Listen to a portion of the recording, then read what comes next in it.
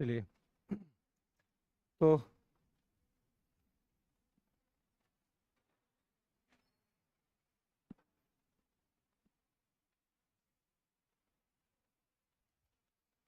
क्या देख रहे थे हम लोग? राष्ट्रपति, प्रेसिडेंट, है ना। चलिए,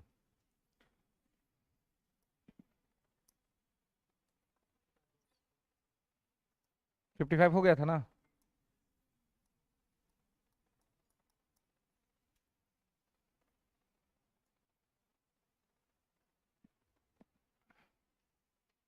चलिए, तो आर्टिकल 52 क्या कहता है? हम्म भारत का एक राष्ट्रपति होगा। आर्टिकल 53 क्या कहता है?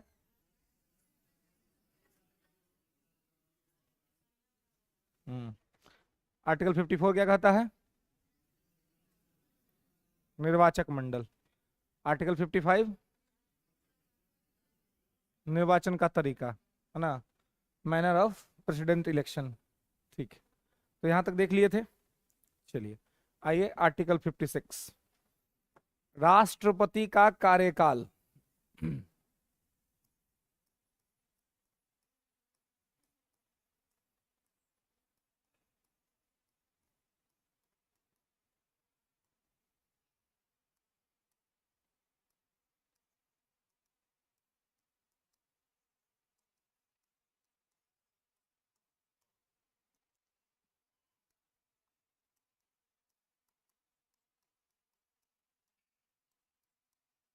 राष्ट्रपति का कार्यकाल, टेन्योर ऑफ प्रेसिडेंट। ठीक है, तो राष्ट्रपति का कार्यकाल क्या है? राष्ट्रपति का कार्यकाल सामान्यतः 5 वर्ष, है ना। अपने शपथ लेने के दिन से राष्ट्रपति अपने पद पर 5 वर्षों तक बना रहता है। ठीक है, तो कार्यकाल जो है वो क्या है? तो सामान्यतः 5 वर्ष। ठीक है, 5 years, है ना। कब से? शपथ लेने के दिन से। जिस दिन शपथ लेगा, ओथ एफर्मेशन होगा, उस दिन से लेके 5 वर्ष तक। ठीक है, और ये तो हो गया कि सामान्यतः इनका कार्यकाल हो गया 5 वर्ष का। अब ये है कि यदि ये चाहे तो ये बीच में इस्तीफा भी दे सकते हैं, ये इनकी चॉइस है। 5 साल के लिए हुए हैं, लेकिन यदि अगर चाहें तो अपना इस्तीफा दे सकते हैं, है ना। ये चाहे तो अपना इस्तीफा दे सकते हैं, यानी कि रिजाइन कर सकते हैं। तो इस्तीफा करेंगे, किसको करेंगे? उपराष्ट्रपति को, है ना। ये चाहेंगे तो चाहे तो अपना इस्तीफा दे सकते हैं, रिजाइन कर सकते हैं, और रिजाइन करेंगे उपराष्ट्रपति को। और ये जो है इनको हटाया भी जा सकता है, he can be removed also, है ना, हटाया भी जा सकता है। ठीक है, और हटाया जाएगा महाभियोग लगा के, इम्पीचमेंट, है ना। President can be removed also by the impeachment process. What impeachment process? महाभियोग क्या है, इसको हम लोग आगे देखेंगे। आर्टिकल 61 में पूरा महाभियोग ही लिखा हुआ है, तो वहां पे आपको बताएंगे कि महाभियोग कैसे लगता है और महाभियोग की प्रक्रिया क्या होती है। तो यहाँ पे आपको इतना ध्यान रखना है कि 56 कहता है राष्ट्रपति का कार्यकाल, जिसका मतलब यह है कि राष्ट्रपति 5 वर्ष तक अपने पद पर बना रहेगा, है ना। 5 years तक ये पद पर रहेगा। इसके अलावे जो है ये उपराष्ट्रपति को अपना इस्तीफा दे सकता है। ठीक है, और दूसरा इसे हटाया भी जा सकता है ना। क्लियर है? तो ये यहां पर 56 में आपको बस इन्हीं 3 बातों को ध्यान रखना है कि कार्यकाल कितना है? 5 वर्ष का। ठीक है, कब से? तो शपथ लेने के दिन से 5 वर्ष। काउंटिंग कब से होगा? शपथ, जिस दिन इसका ओथ अफर्मेशन होगा उस दिन से 5 वर्ष तक राष्ट्रपति अपने पद पर रहेंगे। इसलिए पुराने राष्ट्रपति का कार्यकाल खत्म होने से पहले ही हमारे देश में नया राष्ट्रपति का चुनाव कर लिया जाता है, ताकि जैसे ही उनका कार्यकाल खत्म हो उसी दिन नए राष्ट्रपति को शपथ दिला दिया जाए। ठीक है, तो शपथ लेने से 5 वर्ष का कैलकुलेशन होता है। और 5 वर्ष में ऐसे तो किसी का मन करेगा नहीं, अभी तक किसने रिजाइन किया नहीं है ना। थोड़ा सा मन किया था कलाम साहब का, है ना। कलाम साहब ने बीच में सोचा था रिजाइन कर देने का, लेकिन उन्होंने भी नहीं किया, लोगों ने समझा दिया उनको। तो अब इस पद पे इतना सुविधा रहता है कि कौन रिजाइन करे, है ना। अब दिल्ली जैसे शहर में, है ना, देश की राजधानी में आपको 350 से ज्यादा रूम का जो बिल्डिंग मिलता है ना, रायसीना की पहाड़ी पर, है ना, तो आप समझते हैं कि मतलब भले पावर कुछ उस तरह का नहीं है, लेकिन स्थिति कितनी मजबूत है ना। अब महत्वपूर्ण चीज तो यही है कि राष्ट्रपति से कोई नहीं जाएगा पूछने की अच्छे बताइए कि महंगाई इतनी क्यों बढ़ी हुई है, कोई पूछेगा? कोई नहीं राष्ट्रपति से पूछेगा बताइए देश में बेरोजगारी क्यों है, कोई नहीं पूछेगा। अब बढ़िया से चुनाव जीत गए, आराम से रायसीना की पहाड़ी पे बैठना है ना, इतना बेहतरीन ग्लोरियस बंगला बना हुआ है ना, इतनी सुविधाएं हैं। मतलब दो लोग, एक तो सेंटर में प्रेसिडेंट और स्टेट में गवर्नर्स, है ना। आप यहीं बिहार में यहाँ पे, और आप बिल रोड जाइए, है ना, और वो जाइए गवर्नर हाउस, गवर्नर हाउस जाने के बाद ही आपको लगेगा कि आप बिहार में नहीं है ना। इवन उधर का पूरा माहौल ही आपको बदला बदला सा लगता है ना, इतना ग्रीनरी है वहां पर, ऐसा कंक्रीट का जाल बिछा हुआ है, लेकिन आप वहां जाएंगे तो केवल ग्रीनरी ही आपको दिखेगा, है ना। मतलब वहां जो रह रहा है उसको किसी पार्क में जाने की आवश्यकता नहीं है, इतना बेहतरीन वहां का साफ सफाई है, इतना पेड़ पौधे हैं, इतनी वनस्पतियां हैं।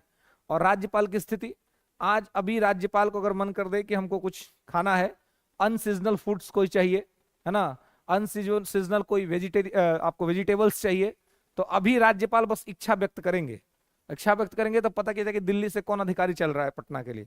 उनको कहा जाएगा काम करिए, पहले आप जाइए दिल्ली के मार्केट में, है ना, वहां देखिए राज्यपाल महोदय को आज ये खाने का इच्छा कर रहा है, और वहां से वो लेंगे, फिर अगली फ्लाइट पकड़ेंगे और फिर आ जाएंगे पटना में। तो इस तरह की सुविधा है। लेकिन यहाँ इनसे भी कोई नहीं पूछेगा कि सर आप बताइए कि बिहार में उद्योग धंधे क्यों नहीं विकसित हो रहे हैं, है ना, बिहार में समस्या क्या है। तो ये एक समझिए कि ऐसा पोस्ट है कि सम्मान पूरा है ना, पैसा भी अच्छा खासा है, सुविधाएं पूरी बेहतरीन है, लेकिन जिम्मेवारी जो है, मतलब कि जो जवाबदेही वाली जिम्मेवारी है वो नहीं है। कोई नहीं पूछता है, कोई नहीं कहता है कि राष्ट्रपति महोदय इस पर जवाब दे या राज्यपाल महोदय इस पर जवाब दे। राज्यपाल तो कभी कभी विवाद के घेरे में आ जाते हैं केंद्र की वजह से, कोई कोई इंटरफेयर करते हैं उसकी वजह से, तो इस वजह से यहाँ पर कोई इस्तीफा देता नहीं है। और महत्वपूर्ण बात है कि यहाँ इतना सुख सुविधा रहता है कि इस पर किसी का डेथ भी नहीं होता जी।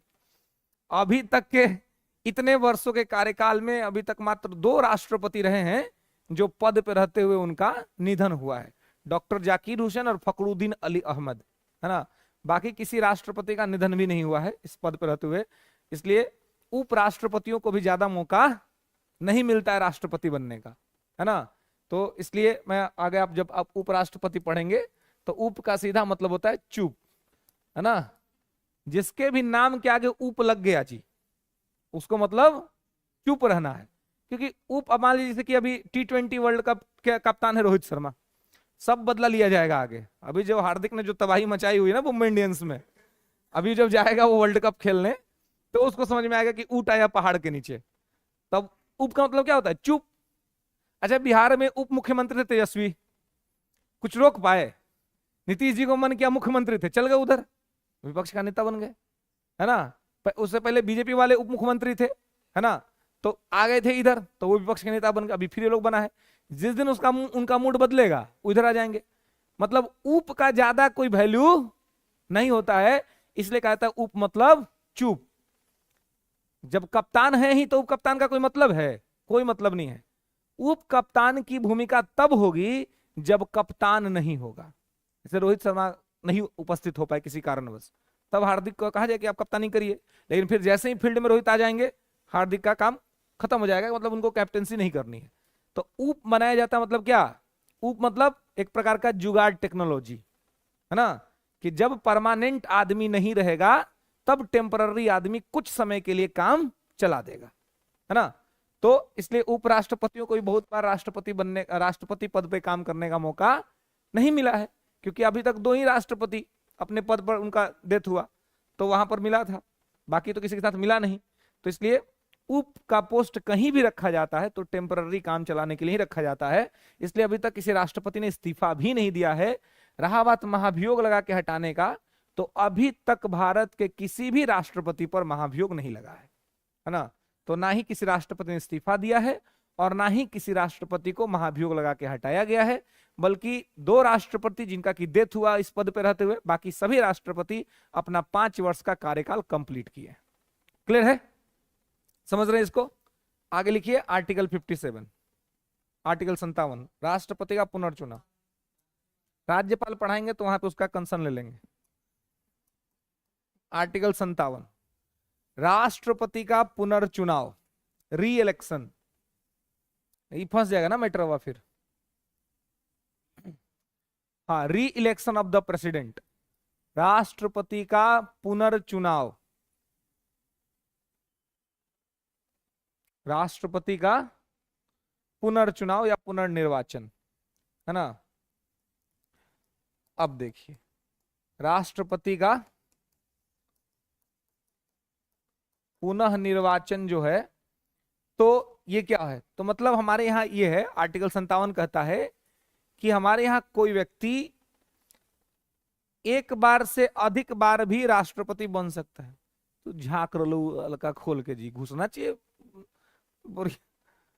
जो नहीं, कौन झांक रहा है भाई? ऐसे एक बार बताया था ना, को टीचर वाला बैच ऊपर वाले रहे थे, तो महिला थी बेचारी, तो उसका हस्बैंड जो था ना, वो आके यहाँ ऑफिसवा में नहीं बैठ, वो जाके दरवाजा खोल के झांक के फिर बंद हो जाए। हमको कौन है भाई, हम 2-3 बार इग्नोर किए, फिर वो झांक रहा है, खोल, अरे हाँ बाहर सामने आओ, कौन है? बुझाता नहीं है कि क्लास चल रहा है, बार बार तुम खोल के भीतर बाहर कर रहा है जी, हैं? तो फिर उधर चुपचाप चला नीचे। हम जब नीचे आए तो कह रहे सर हमारा हस्बैंड को डांट दिए आप। हम कहे हस्बैंड को डांट दिए? कौन हस्बैंड है जी? तो बोले वो हमारे हस्बैंड थे। नहीं पागल, समझा के ना लाना चाहिए हस्बैंड को, क्लास ना चल रहा है ऊपर, हैं? नीचे बैठिए। अब अभी इसमें किसी का आने का जरूरत है जी? है क्लास में क्या जरूरत है किसी का आने का, है ना। अब मान लीजिए किसी का कोई मैटर है आ गया क्लास में, दिक्कत हो जाएगी, नहीं हो जाएगा? इसलिए हम कहते कि भाई कुछ भी है क्लास के बाहर, आप बहुत अगर ये है तो आके ऑफिस में बैठिए, इंतजार कीजिए, है ना, उसका ही है। तो मान लीजिए, तो हम कौन जानता है कि कौन किसका हस्बैंड है, कौन किसका क्या है जी, है कि नहीं? पता थोड़ा रहता है आदमी को पहले से। आगे क्लास में आप हुलुकिएगा, तो हमारा दिक्कत है कि हम ये सब चीज इग्नोर नहीं करते हैं, हम धर के उपाय कर देते हैं। तो वो कही तुमने ऐसे जाए दो भाई, हमको मालूम नहीं था कि तुम्हारा हस्बैंड है। तो वो आया फिर बोला कि सर जानते हैं हमको बड़ी खराब लगा। बोले खराब तो लगबे किया होगा, लेकिन तुम जो कर रहे थे वो कौन अच्छा बात था?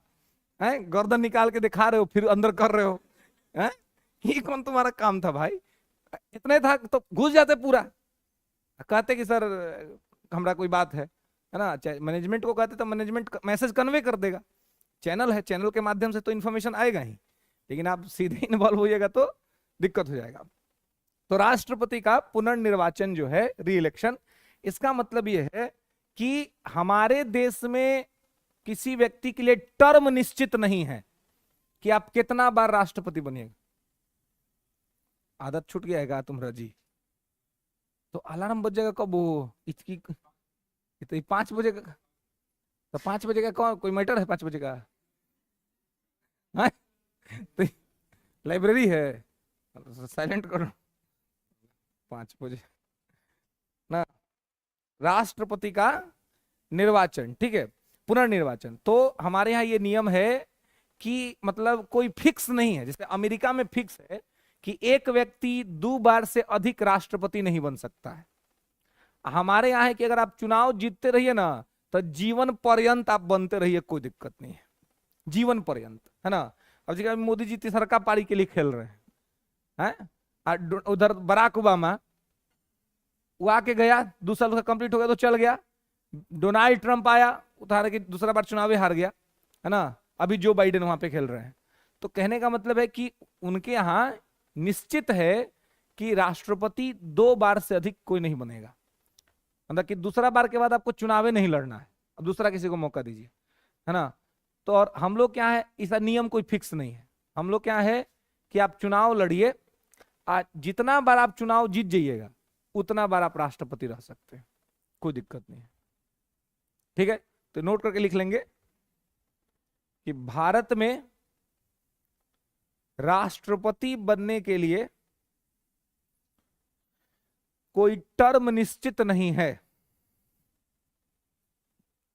भारत में राष्ट्रपति बनने के लिए कोई टर्म निश्चित नहीं है, ठीक है।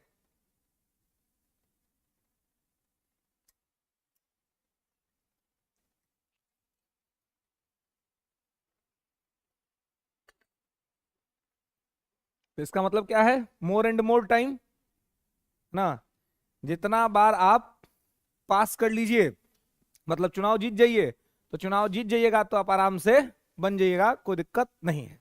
ठीक है, तो यहाँ पे इसको आपको ध्यान रखना है कि हम लोग यहाँ कोई निश्चित नहीं है कि एक व्यक्ति 2 बार 3 बार 5 बार ही बन सकता है।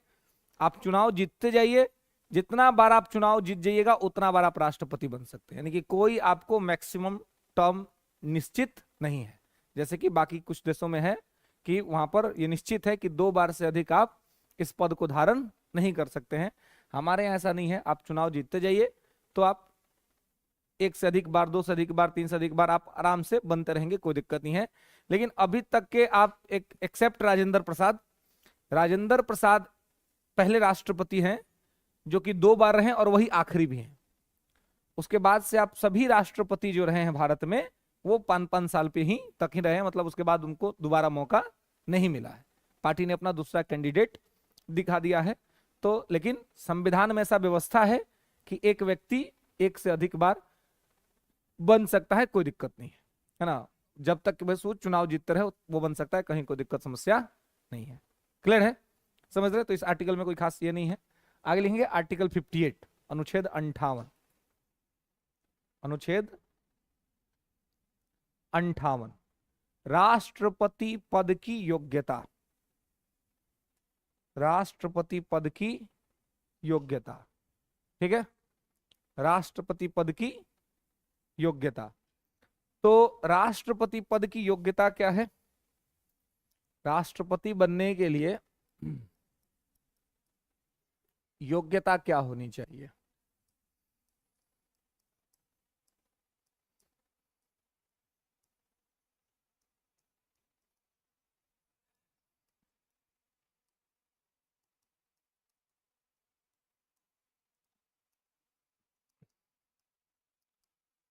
तो योग्यता क्या हो जाएगा?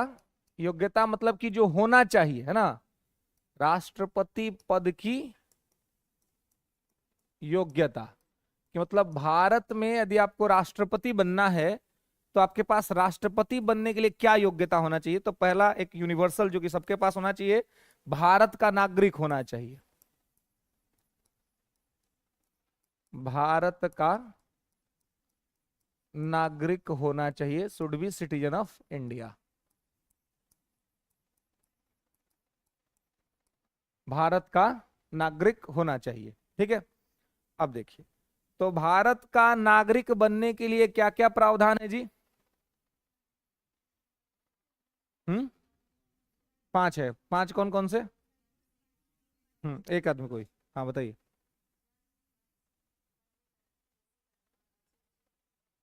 ठीक है, ये 5 जो है इस 5 तरीके से हो सकता है। तो देखिए, इस 5 में से किसी भी एक तरीके से अगर आप भारत के नागरिक हैं, आप जन्म से हैं, वंश से हैं, है ना, आप रजिस्ट्रेशन के माध्यम से, आप नेचुरलाइजेशन के माध्यम से, आप ऑक्युपाइड एरिया के माध्यम से हैं, तो आप भारत के राष्ट्रपति का चुनाव लड़ सकते हैं, बस नागरिक होना चाहिए 5 में से किसी भी प्रक्रिया के तहत, है ना। लेकिन आप वही अमेरिका को देखेंगे तो अमेरिका में एक नियम है कि अमेरिका का राष्ट्रपति का चुनाव वही लड़ सकता है जो जन्म से अमेरिका का हो, क्या हो, बाई बर्थ अमेरिकन, यानी कि जिसका जन्म ही अमेरिका में हुआ हो। तो इसका मतलब ये हुआ कि हम लोग जो कहते हैं ना कि मेहनत से सब होता है, तो हम लोग के करियर का एक विकल्प खत्म हो गया। अगर किसी के भी मन में चल रहा हो कि हम भविष्य में अमेरिका के राष्ट्रपति बनेंगे, तो ये विकल्प खत्म है। ये आप कितना इसलिए मेहनत कर लीजिएगा, ये नहीं होगा, अमेरिका का राष्ट्रपति तो नहीं बन पाएगा। हाँ, अगर आपको ये हो कि चलो हम नहीं बन पाए लेकिन हमारी आगे वाली अगली पीढ़ी बन जाए, हम अमेरिका के राष्ट्रपति नहीं बने लेकिन अमेरिका के राष्ट्रपति के पिता बनने का गौरव प्राप्त कर ले, तो इसके लिए आप कुछ षड्यंत्र कर सकते हैं, है ना। इसके लिए कोई कंस्पिरेसी कर सकते हैं कि आप या तो वहां जाकर के विवाह कर लें या फिर यहां से ही विवाह करके जाएं, लेकिन हाँ, बच्चा यहां नहीं होना चाहिए। बच्चा कहां हो? अमेरिका में, है ना। बच्चा अमेरिका में होगा तो वहां रजिस्टर्ड में दिखाएगा कि बच्चा का जन्म अमेरिका में हुआ। अब उसके बेसिस पर बच्चा की नागरिकता हो जाएगी। अब बच्चे की नागरिकता के आधार पर माता पिता भी नागरिकता अपना करा लेंगे। तो माता पिता तो नहीं बन पाएंगे क्योंकि उनका जन्म कहीं और हुआ है, लेकिन हाँ, बच्चा जो है जन्म से चूंकि अमेरिका का हो जाएगा तो वो भविष्य में जब बड़ा होगा तो वो अमेरिका के राष्ट्रपति का चुनाव लड़ सकता है। तो बाकी सब पद पर कोई चुनाव लड़ सकता है, लेकिन अमेरिका का राष्ट्रपति यदि बनना है तो जन्म अमेरिका में होना चाहिए, है ना। हम लोग के यहाँ जो 5 व्यवस्था है, तो 5 में है कि कहीं से भी आपका हो जन्म, लेकिन अगर नागरिकता आपका भारत का हो गया तो आप लड़ सकते हैं चुनाव, कोई दिक्कत नहीं है। लेकिन वहां पर क्या है कि जन्म से अमेरिका का होना चाहिए, इसलिए हमारे जीवन का एक करियर विकल्प समाप्त, है ना। ये तो कभी पूरा नहीं हो पाएगा कि हम लोग अमेरिका के राष्ट्रपति बन पाए, है ना। अन्य पद धारण कर सकते हैं, अन्य पद हैं वहां के, चाहे तो सीनेटर्स बन सकते हैं, जा करके वहां पर रह करके नागरिकता लेकर के, और सीनेटर्स बन सकते हैं, पार्लियामेंट्रियन बन सकते हैं, वहां पे कांग्रेस के मेंबर बन सकते हैं, लेकिन राष्ट्रपति नहीं। राष्ट्रपति बनने के लिए आपको वहां जन्म लेना पड़ेगा। तो इसके लिए तो अब हो नहीं सकता है मैटर कोई, तो ये हो सकता है कि षड्यंत्र करके, है ना, षड्यंत्र समझ रहे हैं ना, है ना। आप यहाँ शादी विवाह करिए चाहे वहां शादी विवाह करिए, है ना, और ये निश्चित करिए कि बच्चा जो है वो अमेरिका में ही हो, ताकि वहां पे रजिस्टर्ड हो कि बच्चा का जन्म अमेरिका में हुआ है। अमेरिका के 50 स्टेट में कहीं पे भी, है ना, उसके 50 स्टेट्स हैं, 50 स्टेट में कहीं पे भी होगा तो जन्म से अमेरिका का नागरिक माना जाएगा। तो भारत में राष्ट्रपति बनने के लिए पहला चीज है कि भारत का नागरिक होना चाहिए, और दूसरा है कि 35 वर्ष की आयु पूरी होनी चाहिए, है ना। 35 ईयर ओल्ड होना चाहिए, 35 साल उसका एज हो जाना चाहिए उस व्यक्ति का जिसको राष्ट्रपति बनना है, ठीक है। तो 35 साल एज होना चाहिए। इसके बाद है कि लोकसभा का सदस्य बनने के योग्य होना चाहिए। लोकसभा के सदस्य बनने के योग्य होना चाहिए। He should be qualify for the Lok Sabha member, ठीक है।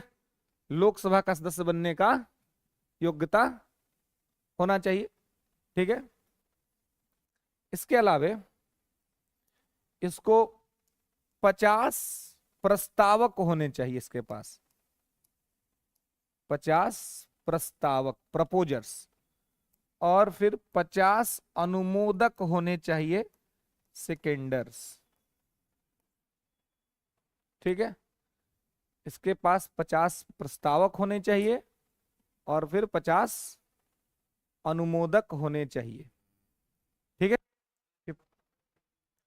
सेकेंडर्स, 50 प्रपोजर्स एंड 50 सेकेंडर्स, ठीक है। अब देखिए ये प्रपोजर्स और सेकेंडर्स का प्रावधान क्यों है, इसलिए है ताकि राष्ट्रपति के चुनाव में भोटकटवा सबको खड़ा होने से रोका जा सके। नहीं तो राष्ट्रपतियों के चुनाव में सब भीड़ कर देता, 13 को 14 कैंडिडेट पहले खड़ा होता था राष्ट्रपति के चुनाव में, है ना। नॉनसेंस टाइप का सब लड़ देता था, मालूम है कि जीतेंगे नहीं लेकिन लड़ जाता था। कितना आदमी को मालूम था कि नहीं जीतेंगे लेकिन फिर भी लड़ लेता है। तो बताते को हम लोग यहाँ मुखिया का चुनाव था, मुखिया का चुनाव देखते ना, अभी लोकसभा विधानसभा में जितना गहमा नहीं होता उतना मुखिया में होता है। लोकसभा वाला में तो सांसद सब जानबो नहीं करता है ना आदमी सबको, किसी गांव में जाएगा तो उसके एक आदमी के यहाँ जाएगा, उसको एक आदमी को जानता होगा, है ना। विधायक सब थोड़ा जानता भी है तो उसको भी 1 to 1 परिचय नहीं रहता है, लेकिन मुखिया तो गांव का रहता है आदमी, तो 1 to 1 सारा वोटर को जानता है ना। तो हम लोग क्या मुखिया का चुनाव था अभी पिछले ही बार, तो वो महिला थी, उसको उनका हस्बैंड बड़ी मना किया कि भाई मत लड़ो, लेकिन कही कि नहीं हम लड़ेंगे चुनाव, लड़ गई।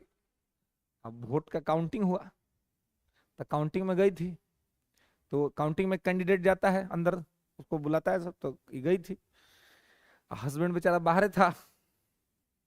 तो जब काउंटिंग वोटिंग हो गया तो आई उन्हें से मुंह बनी ले। अब मान लीजिए अब सुखद नहीं रहेगा तो मुंह तो बनिए ना जाएगा जी, क्या करिएगा। तब आई उन्हें से, तो आई तो पूछा कि क्या हुआ, क्या दिक्कत। तो बोली हुआ क्या, हार गए चुनाव। तो बोला कि हम तो मने किए थे कि मत लड़ो, तुम लड़ गई बिना मतलब का। तो उसको इस बात का दुख नहीं था कि मैंने हार गए, उसको तो मालूम था कि हार तो जीवे ना करेंगे, जीतने का को नहीं था। वोट उसको एक एक आया था, है ना, उसका जो वोट था वो उसको एक ही आया था। ई बतवा जो है ना हस्बैंड को पता नहीं था कि एक एक वोट आयल है। तो बोला कि अच्छा जाए दो, सब आदमी सब वोट नहीं दिया होगा तो नहीं जीती तुम, कोई बात नहीं, हम तो अपने को वोटवा तुमको दिए ना। ए भाई वही उपाय कर दी उसका। बोले कि पागल आदमी, अगर तुम हमको अपना वोटवा दिए हो तो हम अपना वोटवा किसी और को दे दिए हैं, एगो तो हमारा अपना वोट है तो हम अपने को दिए ना होंगे जी। तो इसका मतलब क्या हुआ कि वो हस्बैंडो उसको वोट नहीं दिया था, वो दूसरे को दिया था, है ना। आज भी हम उनसे पूछते हैं क्या जी, मैंने ये काम आप ठीक नहीं किए। आपको एगो मैंने आप सबसे, मान लीजिए कि हस्बैंडो अगर साथ ना दे, अब मान लीजिए हस्बैंड का साथ जो वाइफ ना दे, वाइफ का साथ हस्बैंड ना दे, तो दुनिया से क्या ही उम्मीद कर सकते हैं। इनको एक दूसरे का सपोर्ट तो करना चाहिए। तो हम बोले कि महाराज आप बहुत गलत किए, लेकिन आपको नहीं देना चाहिए, आपको देना चाहिए था। तो बोले कि जानते हैं, हम इसको बहुत समझाए थे कि मत लड़ो, हार जाएगी। अब फिर भी लड़ गई तो हम अपन वोटवा खराब काहे करते, हमको मालूम था कि हारेगी। तो इसलिए हम नहीं दिए, हम सोचे कि अपना वोट खराब करने का जरूरत नहीं है, हम ऐसा आदमी को देखी ही हो। तो पहले राष्ट्रपति के चुनाव में बहुत सारा आदमी सब खड़ा हुआ, जिसको मालूम था कि हम नहीं जीतेंगे। तो सोचा गया कि भाई आखिर क्या नियम बनाया जाए कि भीड़ खत्म हो जाए राष्ट्रपति चुनाव से। अब देखते भीड़ होता है, हो भी नहीं करता है, एगो सत्ता पक्ष एगो विपक्ष, तो ये कैंडिडेट दिखता है।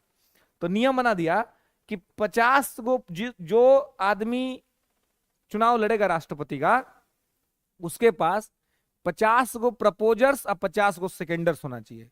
50 प्रस्तावक और 50 अनुमोदक। ये देखिए 50 प्रस्तावक अनुमोदक मतलब क्या है, इलेक्ट्रल कॉलेज के लोग होंगे, निर्वाचक मंडल, जो आर्टिकल 54 में आपने पढ़ा था कि लोकसभा और राज्यसभा के निर्वाचित 10, राज्य विधानसभाओं के निर्वाचित 10, दिल्ली पुडुचेरी कश्मीर के निर्वाचित विधायक।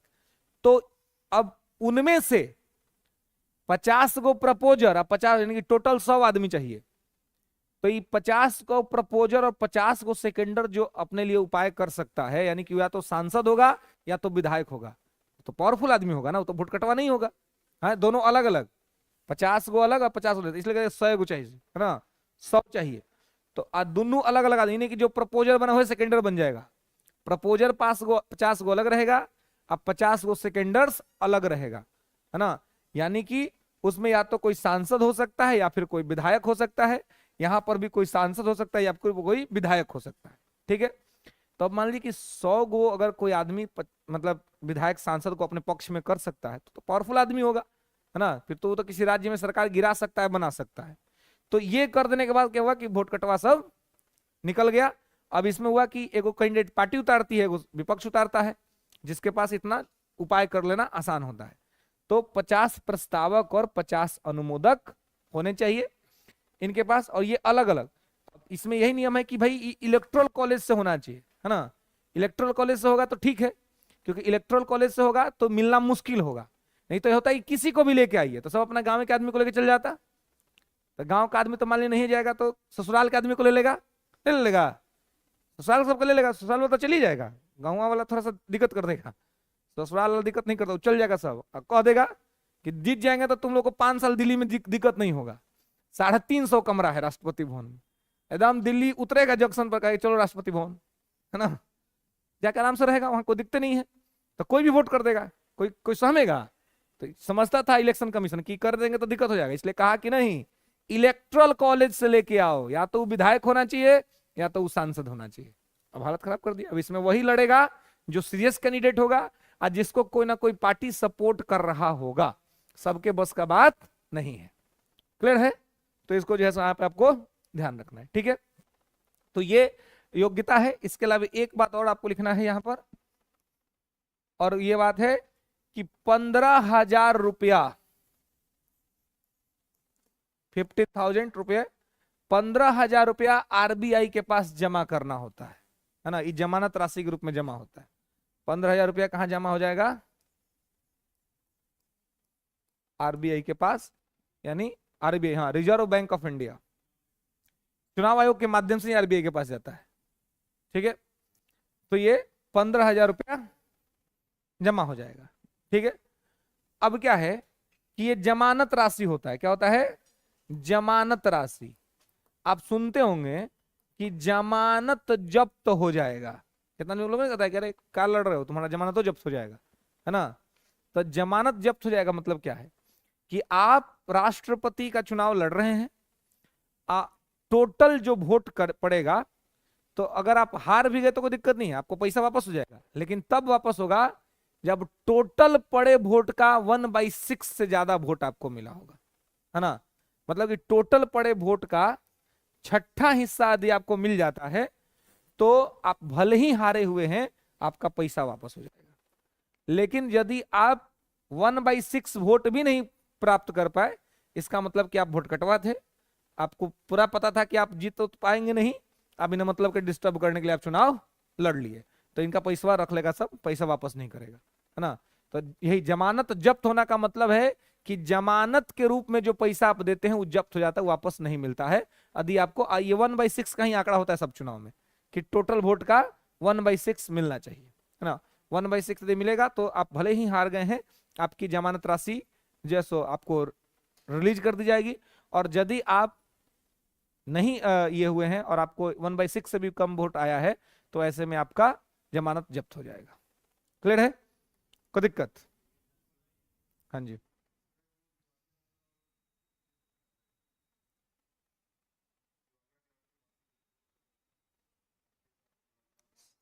हाँ तो सब आएगा, लेकिन यही ना दिक्कत है, किताबों वाला सब लिख देता है साथ ही, इसलिए कितना टीचरों पढ़ा देता है साथ ही, पगला होता है। अब पगला क्या होता है बताते हैं, यह है योग्यता। अब मैं यहीं पे लिखा दूं कि पागल होना चाहिए, दिवालिया होना चाहिए, तो इसमें क्या नहीं लिखना पड़ेगा ना, तो नहीं लिखेगा तो योग्यता नहीं ना है जी। हाँ तो लाभ के पद में नहीं होना चाहिए, तो वो सब योग्यता नहीं है, वो सब शर्त है, कंडीशन है। अब किसी के साथ आपको जाना होगा तो कहेगा कि हमारा ये कलर पसंद है, पहन के आना कल है, इट्स क्या हो गया, शर्त हो गया ना, तो शर्त योग्यता में हो जाएगा।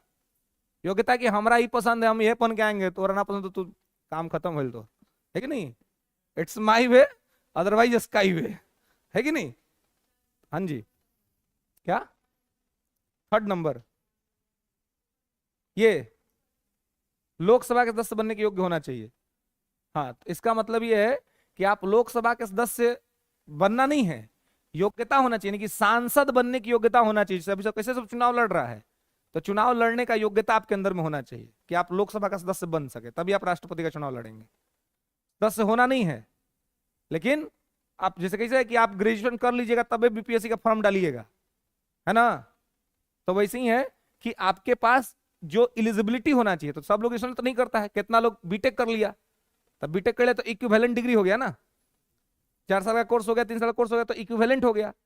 तो जिस आदमी को राष्ट्रपति बनना है उस आदमी में इतना योग्यता हो कि वो लोकसभा का सदस्य बन सके। क्लियर है, इसलिए यहां पे कहा गया कि लोकसभा का सदस्य बनने की योग्यता होनी चाहिए उसके अंदर में। क्या? राज्य नहीं, राज्यसभा उपराष्ट्रपति में रहेगा। उपराष्ट्रपति के लिए कंपलसरी है कि राज्यसभा का, क्योंकि उपराष्ट्रपति को राज्यसभा का सभापतित्व का काम करना होता है, तो जब उपराष्ट्रपति पढ़िएगा तो वहां योग्यता पढ़िएगा तो वहां पे मिलेगा आपको कि उपराष्ट्रपति बनने वाले व्यक्ति को राज्यसभा का सदस्य बनने के योग्य होना चाहिए। ठीक है, नहीं, ओके। तो यहाँ पे ध्यान रखेंगे, और वो सब चीज यहाँ पे मैंने आपको नहीं बताया क्योंकि ये यहाँ पर नहीं है।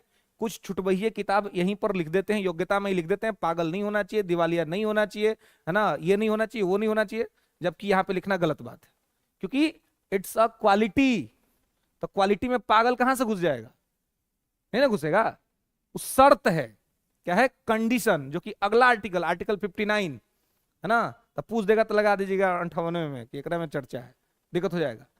59 में है राष्ट्रपति पद की शर्तें, यानी अभी 58 में पढ़ना था कि राष्ट्रपति बनने के लिए क्या क्या होना चाहिए, 59 में पढ़ना है कि राष्ट्रपति बनने के लिए क्या क्या नहीं होना चाहिए।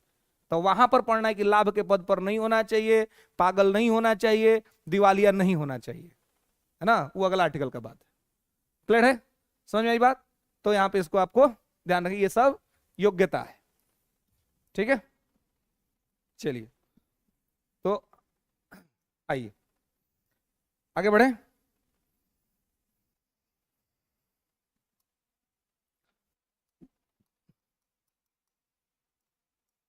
आर्टिकल 59, राष्ट्रपति पद की शर्तें, कंडीशन ऑन प्रेसिडेंट पोस्ट, क्या नहीं होना चाहिए। कंडीशन तो कितना आदमी कंडीशन लगाता है ना जी, ये नहीं होना चाहिए, उन्हें जैसे आप क्लास में तो हम पहले ही कंडीशन क्या लगाते हैं, मोबाइल साइलेंट होना चाहिए ना, भाई बजना नहीं चाहिए, क्या हो गया, कंडीशन हो गया। बातचीत आपस में नहीं करना है, क्या है, कंडीशन हो गया। अयोग्यता क्या हो गया कि आए हैं तो चुपचाप बैठ के पढ़िए, ठीक से लिखिए, समझिए और सवाल पूछने पर जवाब दीजिए, है ना। तो बोथ आर डिफरेंट थिंग्स, है ना, जो कंडीशन और ये योग्यता। तो कंडीशन में अब है कि राष्ट्रपति पद पर अगर क्या होगा तो आप नहीं बनिएगा, तो लाभ के पद पर रहिएगा तो नहीं बनिएगा, है ना। लाभ के पद पर नहीं होना चाहिए,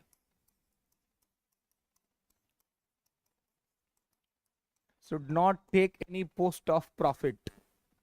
ओके, लाभ के पद पर नहीं होना चाहिए।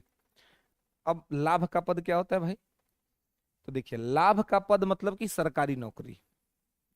अगर आप गवर्नमेंट जॉब में हैं, किसी भी पद पर हैं, आप बड़े आईएएस ऑफिसर हैं या आप नीचे का प्यून क्लर्क हैं, 4th ग्रेड के कर्मचारी हैं, अगर आप सरकारी नौकरी में हैं तो आप लाभ के पद पर हैं, ठीक है। और यदि आप सरकारी नौकरी में है यानी कि लाभ के पद पर हैं, तो आप कोई भी सार्वजनिक पद नहीं ले सकते, यानी कि कोई भी आप जो मंत्री या नेता का जो पद रहता है उस सब पर आप चुनाव नहीं लड़ सकते। आपको बोले क्या करना पड़ेगा, इस्तीफा देना पड़ेगा। इस्तीफा दे करके ही आप ये कर सकते हैं, बिना इस्तीफा दिए आप नहीं कर सकते, ठीक है।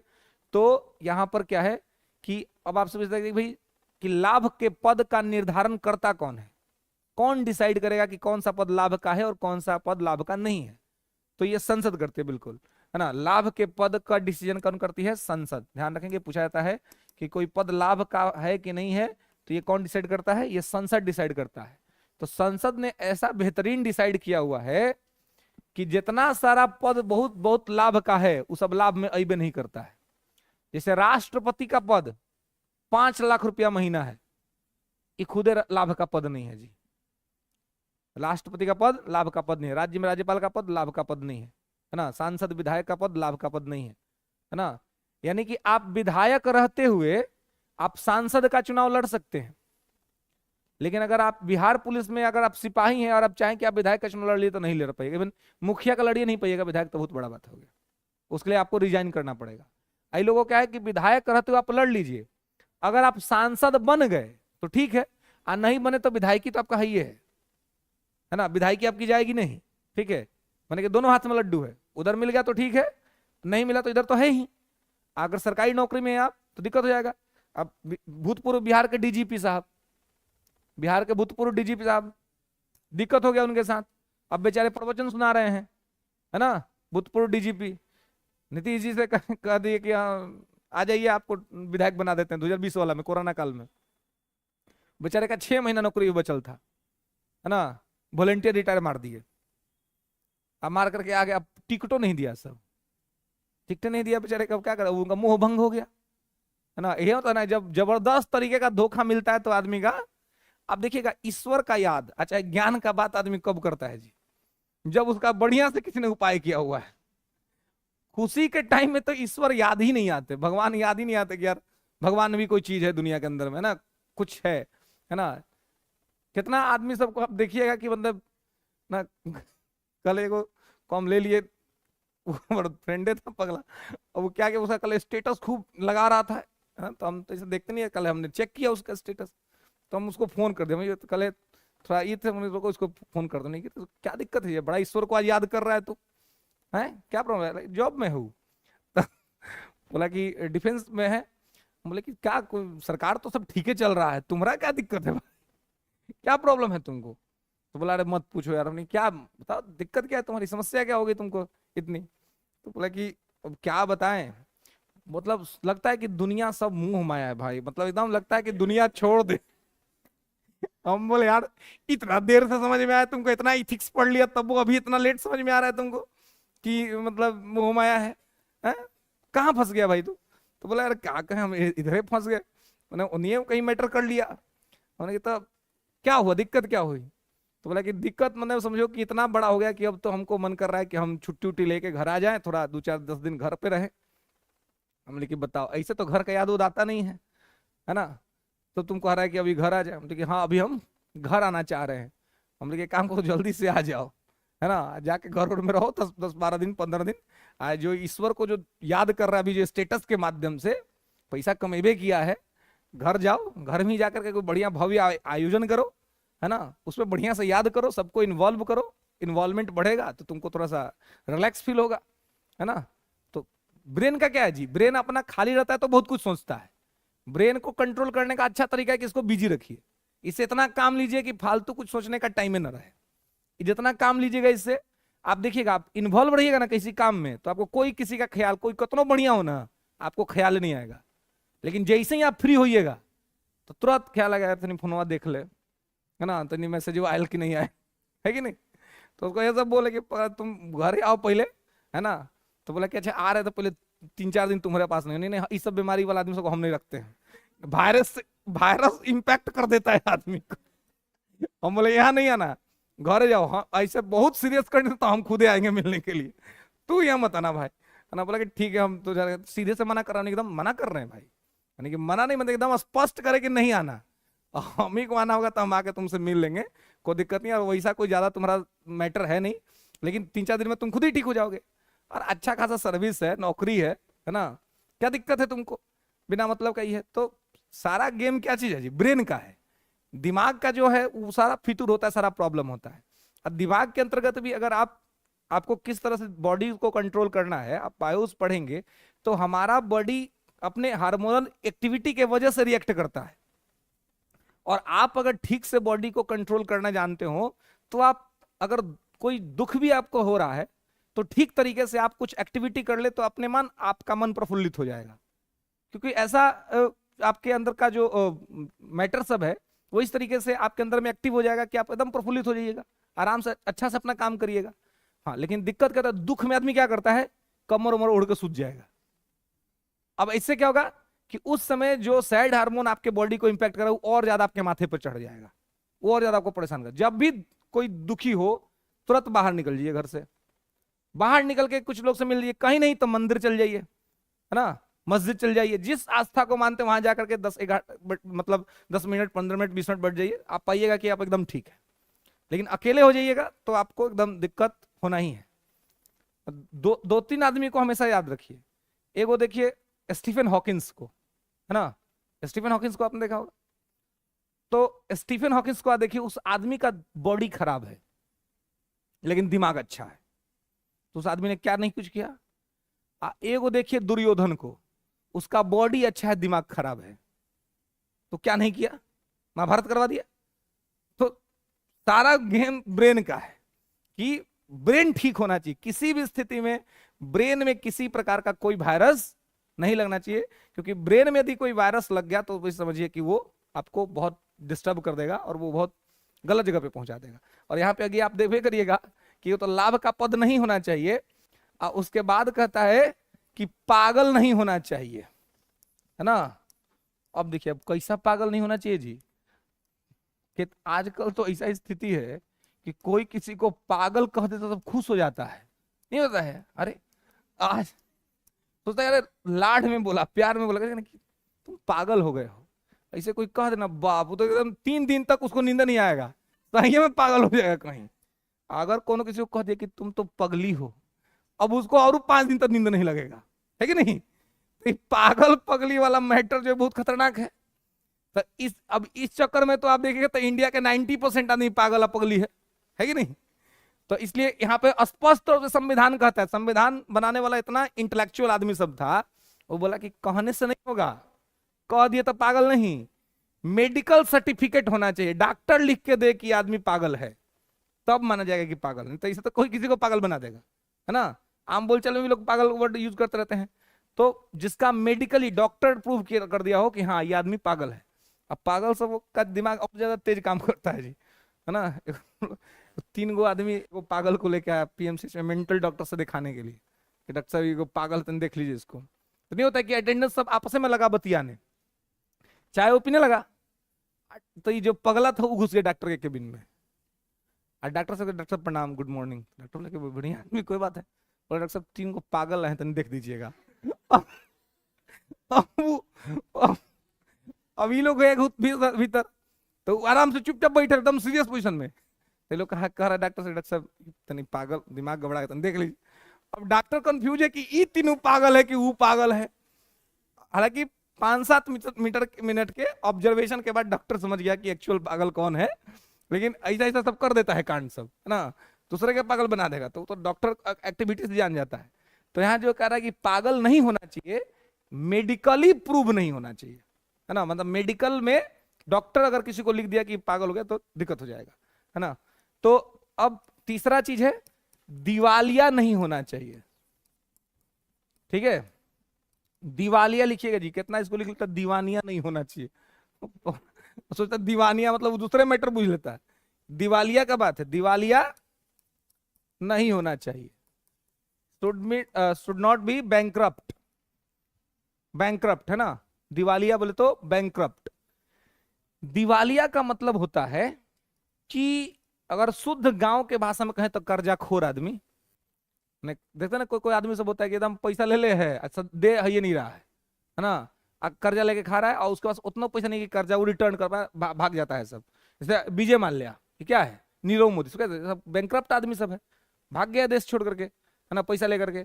तो ऐसा कोई आदमी मान ली देशे में है और दिवालिया हो गया है, उसके पास पैसा नहीं है, तो पैसा नहीं है और कर्जा लेकर के काम चला रहा है, तो ऐसा आदमी चाहे कि हम राष्ट्रपति का चुनाव लड़ ले तो नहीं लड़ सकता है। गरीब को लड़ने में कोई दिक्कत नहीं है, दिवालिया नहीं लड़ना चाहिए, क्योंकि दिवालिया लड़ेगा तो पहले क्या करेगा, वो अपना लोन चुकाएगा, अपना ही कर चुकाएगा।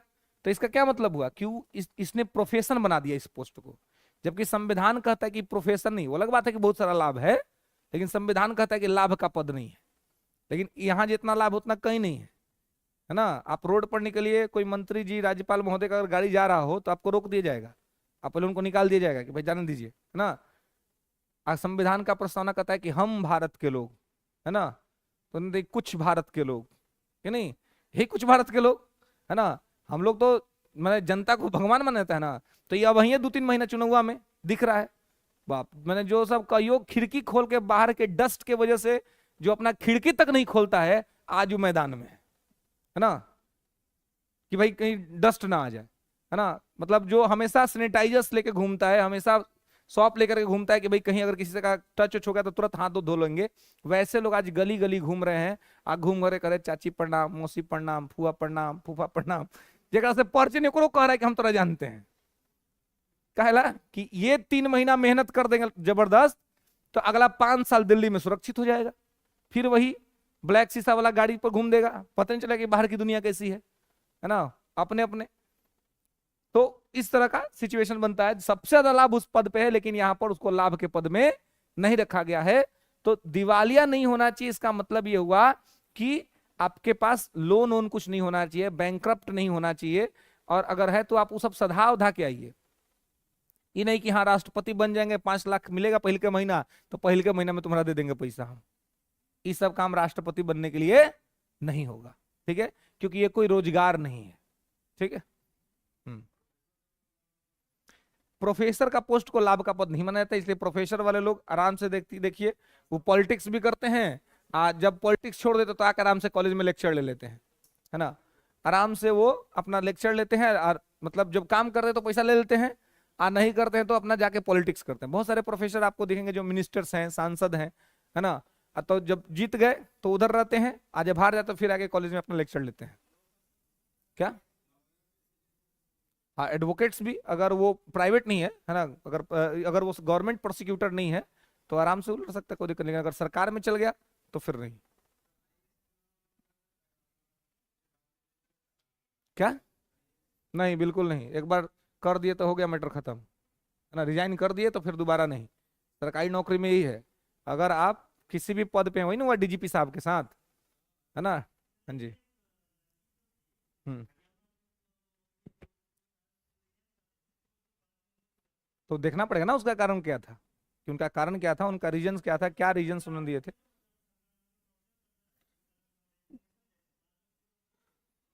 हाँ, तो फिर जांच वाच हुआ होगा, उसका रिपोर्ट आया होगा, सरकार ने कन्विंस किया होगा तो ज्वाइन कर लेगी। लेकिन ये ऐसा नहीं हो सकता है कि आप चुनाव लड़ने के लिए गए, आप विधायक का चुनाव लड़ ले और लड़ करके फिर आकर के आप ज्वाइन कर लीजिए, ऐसा नहीं होगा कभी भी। हम्म।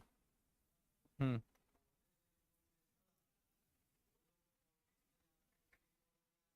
तो वही ना बतवाई पूछे थे, अभी हम उसका जवाब दे रहे थे।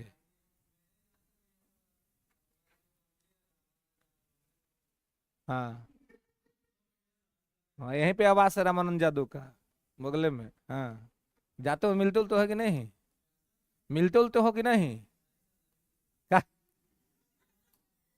मिलना चाहिए, यही रहते हैं। हाँ, चलिए देखिए, प्रोफेसर लोग जो है ना, प्रोफेसर लोग जो है वो लोग का पद लाभ का पद नहीं माना जाता है। ठीक है, वो लोग अपना आता है पॉलिटिक्स में आएगा तो उधर का सैलरी नहीं लेगा, है ना, नो वर्क नो पे हो जाता है उधर। ठीक है, इधर आकर के अपना पॉलिटिक्स करते हैं, अगर इधर चुनाव जीत गए तो अपना इधर रहेंगे, चुनाव ना हार जाते लोग तो ये लोग को सुविधा है, वो लोग चल जाता है फिर उधर, उधर फिर जाके ज्वाइन कर लेगा, अपना लेक्चर चढ़ लेगा, लेक्चर लेगा तो फिर लोग को सैलरी मिलना शुरू हो जाएगा। तो ये वो लोग को मिलता है कैसे कि माना जाता है कि वो लोग इंटेलेक्चुअल आदमी है, प्रबुद्ध आदमी है। तो प्रबुद्ध व्यक्ति पॉलिटिक्स में आएगा तो इससे पॉलिटिक्स का स्तर बढ़ेगा, है ना, तो इसलिए उनको कुछ रियायतें दी गई है। लेकिन बाकी किसी गवर्नमेंट पोस्ट पे कार्यरत किसी व्यक्ति को इस तरह का सुविधा नहीं दिया गया है कि आप नौकरी छोड़ करके आकर के चुनाव लड़ लीजिए, चुनाव जीत गए तो ठीक है, नहीं तो हार गए तो फिर जाकर के आप वहां पर ही कर लीजिए, ऐसा नहीं हो पाएगा। ठीक है, हाँ, गवर्नमेंट में अगर वो गवर्नमेंट सर्विस दे रहे हैं और अगर वो चाहेंगे कि उनको यहाँ जाना है, ये करना है, तो फिर उनको वहां से हॉस्पिटल से रिजाइन करना पड़ेगा, रिजाइन करके वो पार्टिसिपेट कर सकते हैं। लेकिन उसके बाद फिर वो चाहेंगे कि हम जा करके उसी पद पे ज्वाइन कर ले, तो नहीं कर पाएंगे वो भी, वो अपना सर्विस देंगे, प्राइवेट अपना कर सकते हैं, लेकिन गवर्नमेंट के अधीन नहीं कर सकते। वो केवल प्रोफेसर लोगों को मिलता है, उनको ये छूट जो है सो दिया जाता है। तो ये शर्त है, ये सब चीजें जो है सो आपके पास नहीं होना चाहिए। ठीक है, ये सारी चीजें नहीं होना चाहिए। क्लियर है, कोई दिक्कत? चलिए इसके बाद आइए आर्टिकल 60, अनुच्छेद 60। 60 कहता है राष्ट्रपति का शपथ।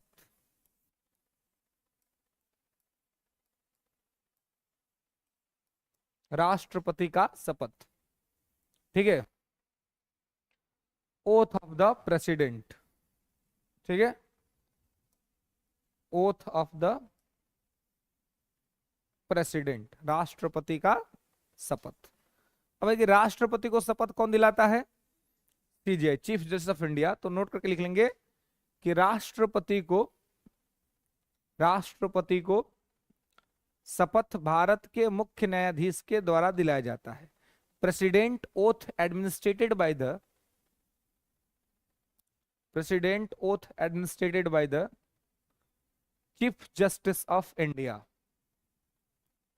और हिज ऑब्सेंस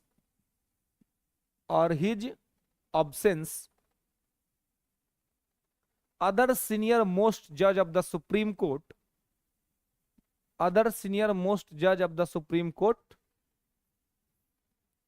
oath administered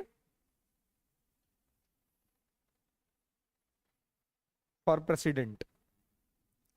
ठीक है, तो सर्वोच्च न्यायालय के मुख्य न्यायाधीश के द्वारा राष्ट्रपति को शपथ दिलाई जाती है और इनकी अनुपस्थिति में सर्वोच्च न्यायालय का कोई वरिष्ठ न्यायाधीश शपथ दिला सकता है ना। अगर ये नहीं रहेंगे, मान लीजिए सीजीआई नहीं है, किसी कारण से छुट्टी पे हैं या कोई भी ऐसी स्थिति है, तो इनके नहीं होने के कंडीशन में कौन दिला देगा?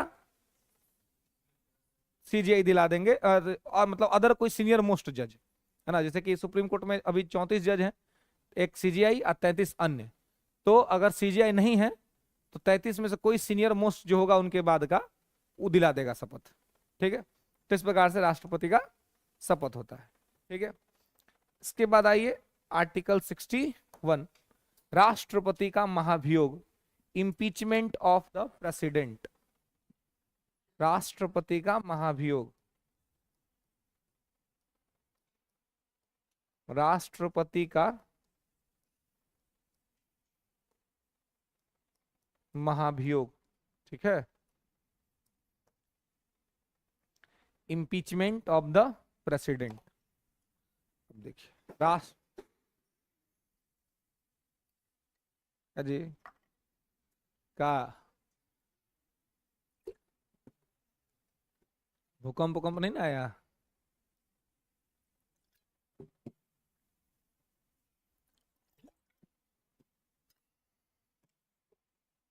चलिए, तो राष्ट्रपति का महाभियोग। तो राष्ट्रपति का महाभियोग, इंपीचमेंट ऑफ द प्रेसिडेंट, राष्ट्रपति को हटाने के लिए महाभियोग का प्रयोग किया जाता है। ठीक है, तो अब है कि राष्ट्रपति पर महाभियोग कब लगेगा?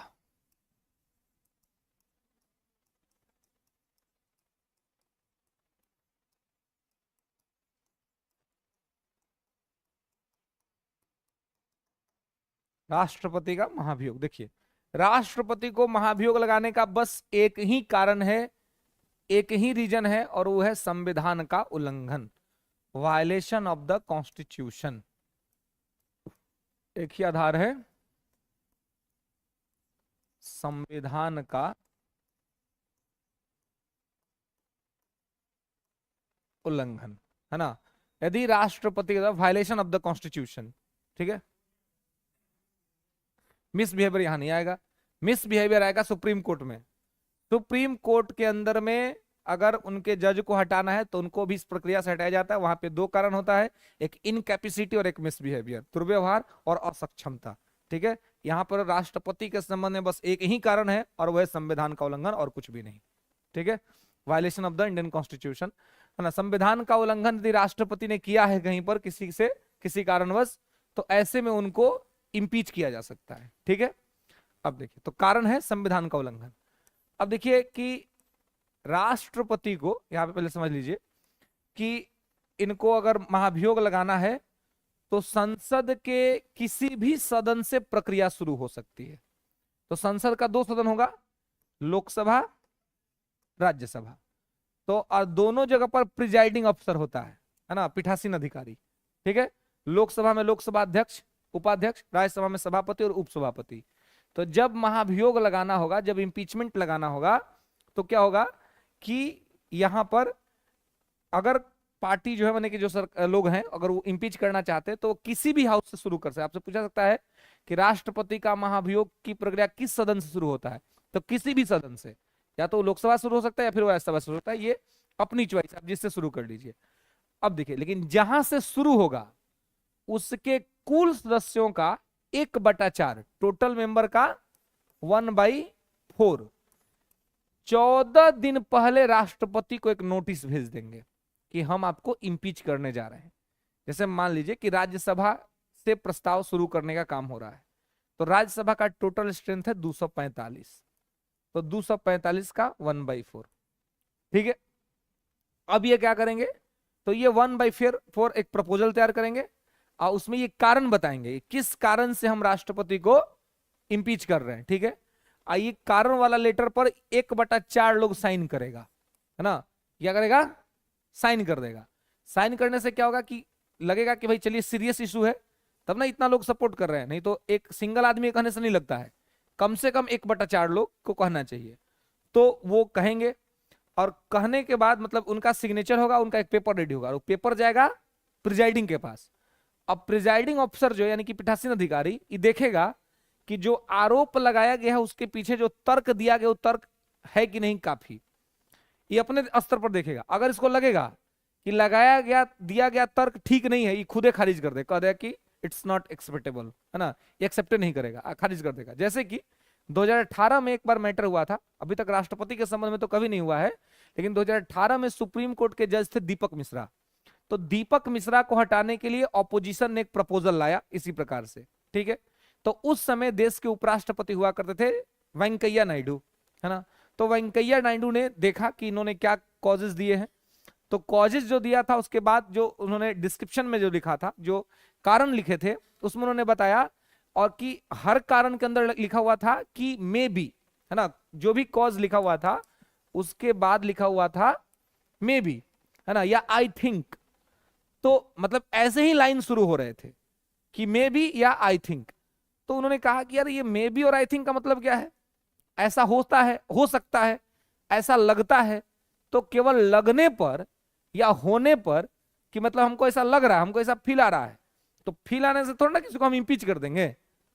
उन्होंने कहा कि नहीं, ये मे बी वाला मैटर नहीं चलेगा, ये आई थिंक वाला मैटर नहीं चलेगा, हमको सॉलिड मैटर लेकर के आओ, बोलो कि हाँ ये हुआ है और इसके वजह से उसके लिए डॉक्यूमेंट ला के दिखाओ, वो होगा तभी हम प्रपोजल को आगे बढ़ाएंगे। उन्होंने वहीं पर खारिज कर दिया था और दीपक मिश्रा पर यह प्रोसेस चला ही नहीं, ठीक है। अभी तक सौभाग्य से भारत के किसी राष्ट्रपति पर यह प्रोसेस हुआ ही नहीं है ना, लेकिन न्यायाधीशों के मामले में बहुत बार ऐसा हुआ है, ठीक है, जजेस के मामले में ऐसा हुआ है। लेकिन हाँ, अभी तक किसी भी जज को भी इस पूरे प्रक्रिया के तहत हटाया नहीं गया है। ठीक है, तो यहां पर क्या होता है कि अब 1/4 मेंबर पास कर देंगे, अब भेज देंगे किसको, प्रिजाइडिंग को। अब प्रिजाइडिंग को मान लीजिए कि लगे कि नहीं सॉलिड तो सही है, तो एक्सेप्ट कर लेगा। एक्सेप्ट करके अब किसको भेज देगा, राष्ट्रपति को।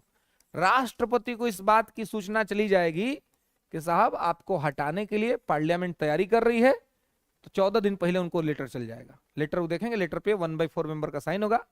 अब ये 14 दिन इसलिए दिया गया है कि यदि राष्ट्रपति को लगता है कि सही में कोई गलती हो गई है, सही में हमसे कोई भूल हो गई है, तो इस्तीफा दे दीजिए।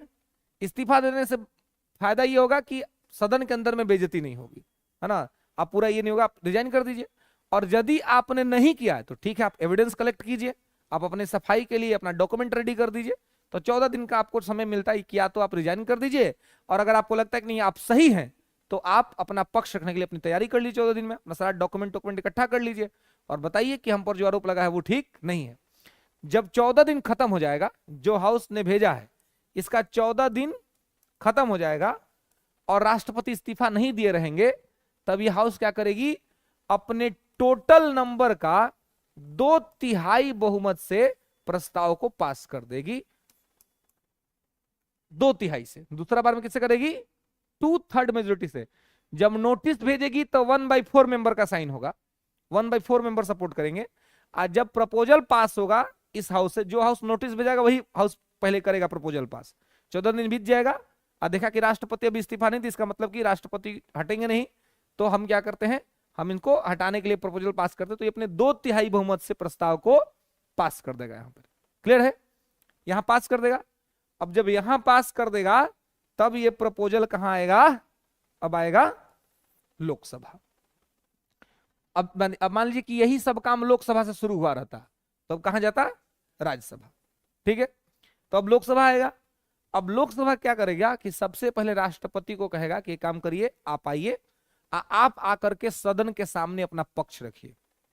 आप बताइए कि आप पर जो एलिगेशंस लग रहे हैं, क्या ये एलिगेशन सही हैं, क्या सही में आपने ऐसा कुछ किया है, और अगर नहीं किया तो आप बताइए कि क्यों ऐसा हो रहा है आपके साथ। तो राष्ट्रपति को अपना पक्ष रखने का मौका दिया जाएगा।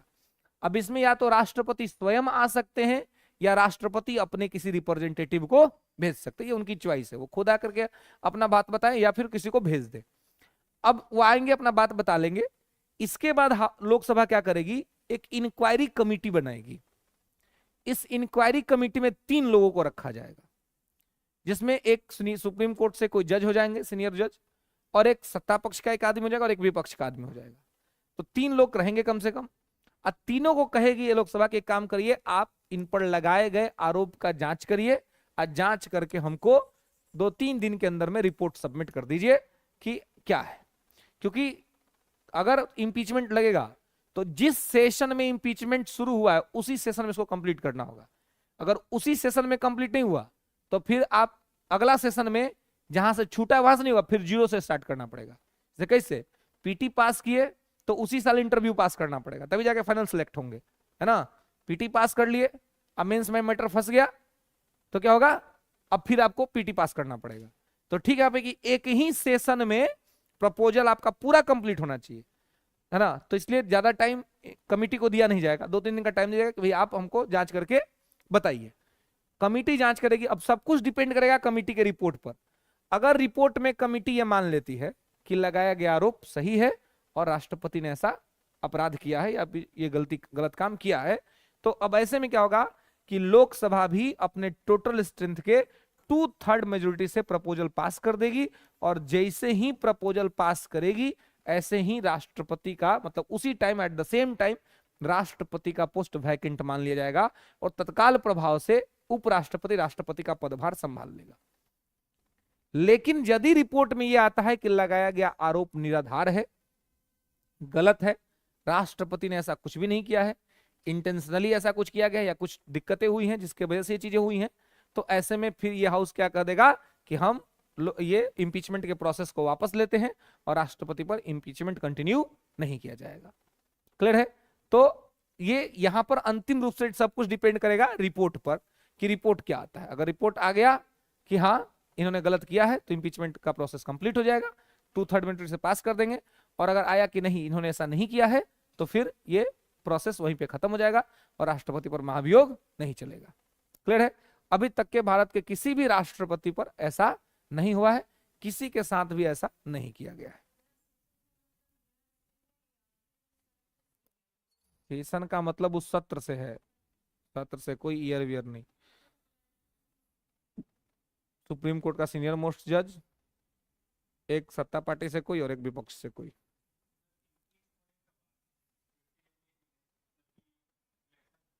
हम्म नहीं, अगर आप इम्पीचमेंट के प्रोसेस के तहत आपको हटा दिया गया है संविधान के उल्लंघन करने के आधार पर, तो फिर अब आप दोबारा चुनाव नहीं लड़ पाएंगे और दोबारा आपको ये बनने का मौका नहीं दिया जाएगा। फिर आप हमेशा के लिए अयोग्य हो जाएंगे इस पद के लिए। कोई भी सीनियर वजह सीजीआई नहीं रहेंगे। ठीक है, तो समझ में आया मैटर सब? समझ में आया कि क्या है कैसे है? केवल संविधान का उल्लंघन, बाकी राष्ट्रपति के संबंध में और कोई बात नहीं है। राष्ट्रपति ने अगर कोई संविधान का उल्लंघन कर दिया तो उसके संबंध में ऐसा किया जाएगा, बाकी किसी संबंध में नहीं किया जाएगा। क्लियर है? अब बताइए, किसी को दिक्कत, कोई समस्या महाभियोग की प्रक्रिया में कि महाभियोग कैसे लगता है? बोल नहीं रहा है जी सब। ठीक है ना? मतलब कोई किसी को समझा दीजिएगा ना, कोई कहे कि हमको समझाओ तो समझा दीजिएगा ना। ठीक, तो लिखाने का भी हो सकता है कि हो जाएगा है? लिख लेना, गुड। ये कैपेबिलिटी डेवलप करना है कि मैटर भी साथ चल रहा है और साथ साथ लिख भी रहे हैं। ठीक है, चलिए, तो ये था आपका इंपीचमेंट का प्रोसेस।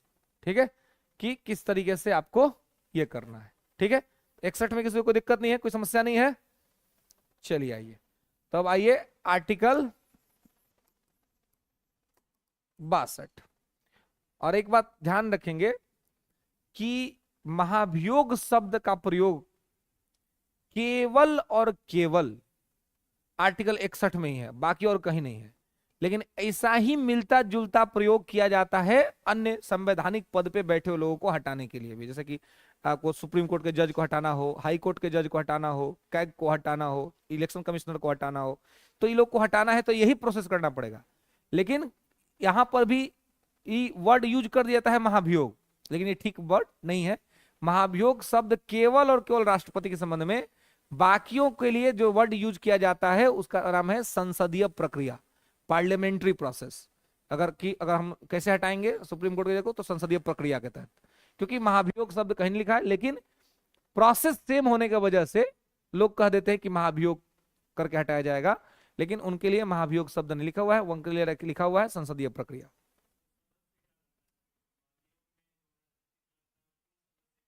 टोटल का, हाँ यहाँ पे ध्यान रख।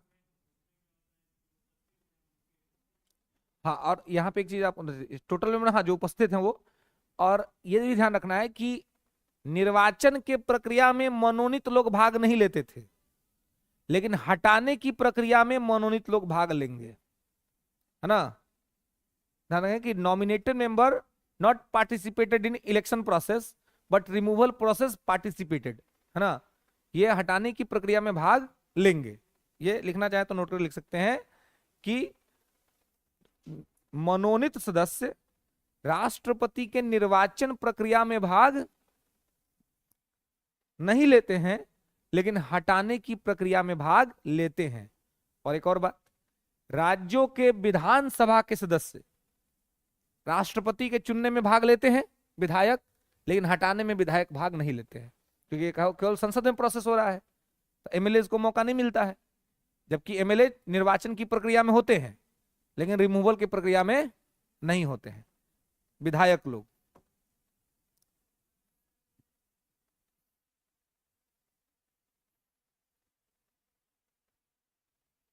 ठीक है, चलिए आइए आर्टिकल 62 अनुच्छेद 62। ये कहता है राष्ट्रपति की पद रिक्ति, राष्ट्रपति की पद रिक्ति post vacant of the president, राष्ट्रपति की पद रिक्ति। अब देखिए, तो राष्ट्रपति की पद रिक्ति, जो राष्ट्रपति का पद खाली होगा, तो राष्ट्रपति के पद खाली होने का क्या क्या कारण है? हम्म हम्म हम्म ये संयुक्त गठबंधन के तहत आप लोगों ने आंसर बताया, लेकिन सारे आंसर्स बता दिए, मैंने सारे पॉइंट्स बता दिए। एक व्यक्ति जो बता सकता है कि क्या क्या किस किस स्थिति में राष्ट्रपति की पद रिक्ति मानी जाएगी, तो बताइए। बताइए। हाँ। क्या? हाँ ठीक है, और? हाँ ठीक है, हो गया। हम्म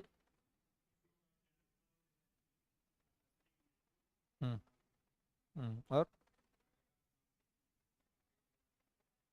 हम्म हम्म हम्म हम्म हम्म किसके पर?